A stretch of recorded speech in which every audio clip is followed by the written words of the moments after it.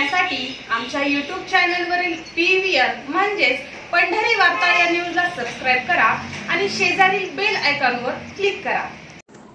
नीरा उजवा कालव्याच्या लाभक्षेत्रात असलेल्या सांगोला, पंढरपूर, माळशिरस आणि फलटण तालुक्यातील शेतकऱ्यांमध्ये मागील 4 दिवसांपासून प्रचंड संतापाची लाट उसळली असून आज सोमवार दिनांक 13 मे रोजी माजी उपमुख्यमंत्री विजयसिंह मोहिते पाटील यांच्या नेतृत्वाखाली फलटण येथील नीरा उजवा कालवा अधीक्षक अभियंता कार्यालयावर या 4ही तालुक्यातील शेतकऱ्यांनी मोर्चाद्वारे येऊन धरणं आंदोलन सुरू केले। यावेळी विजयसिंह मोहिते पाटील, फलटणचे रघुनाथ राजे निंबाळकर, आमदार रणजितसिंह मोहिते पाटील, धैर्यशील मोहिते पाटील, उत्तम जानकर, सांगोलाचे बाबासाहेब देशमुख, शिवसेना ठाकरे गटाचे सोलापूर जिल्हा प्रमुख संभाजी शिंदे, राष्ट्रवादी काँग्रेसचे माजी पंढरपूर तालुकाध्यक्ष दीपक पवार, शेतकरी चळवळीतील नेते समाधान फाटे यांच्यासह सांगोला, पंढरपूर, माळशिरस, फलटण तालुक्यातील विविध नेते व शेतकरी अतिशय आक्रमकपणे आपल्या भूमिका मांडताना दिसून आले। या आंदोलन प्रसंगी खर्डी तालुका पंढरपूर येथील देवारोंगे या शेतकऱ्याने स्वर्गीय माजी आमदार सुधाकरपंत परिचारक यांच्या आठवणीस उजाळा देत सध्या नीरा उजवा कालव्याच्या पाण्यावरून शेतकऱ्यांवर ओढवलेले संकट कथन करीत आपल्या संतापास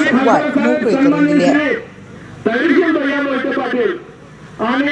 आता बाह्य आमदार म्हणलं तर काय वावग ठरणार नाही असे आपले सन्माननीय श्री जानकर साहेब आणि ज्यांच्या नेतृत्वाखाली आणि मार्गदर्शनाखाली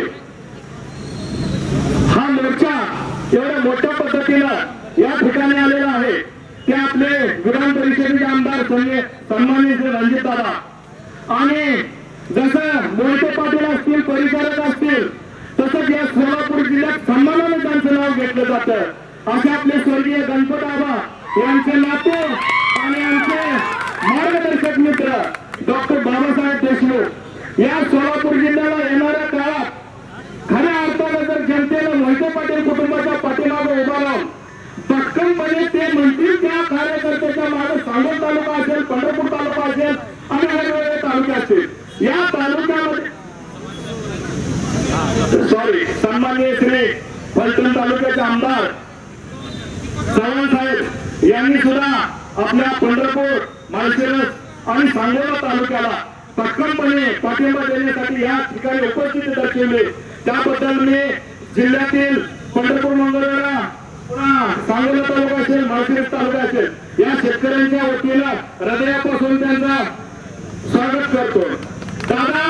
या सोलापूर जिल्ह्यातल्या प्रत्येक डाळिंबीचं झाड वाढत चाललेलं आहे, प्रत्येक पपईचं झाड वाढत चाललेलं आहे, प्रत्येक ऊसाचं बेट वाढत चाललेलं आहे आणि त्या बेटाने येताना आम्हाला हाक दिलेले आहे जो मोर्चा विजयदादांनी फलटणच्या मार्गाने घेतलेला आहे त्यामध्ये तुम्ही सहभागी व्हा आणि येणाऱ्या काळात गोधन असेल, दूध व्यवसाय असेल हा जर वाचवायचा असेल, हे सोलापूर जिल्ह्यातला शेतकरी वाचवायचा असेल तर खऱ्या अर्थानं मोहिते पाटील कुटुंबाच्या पाठीमागं या सोलापूर जिल्ह्यातल्या सर्वसामान्य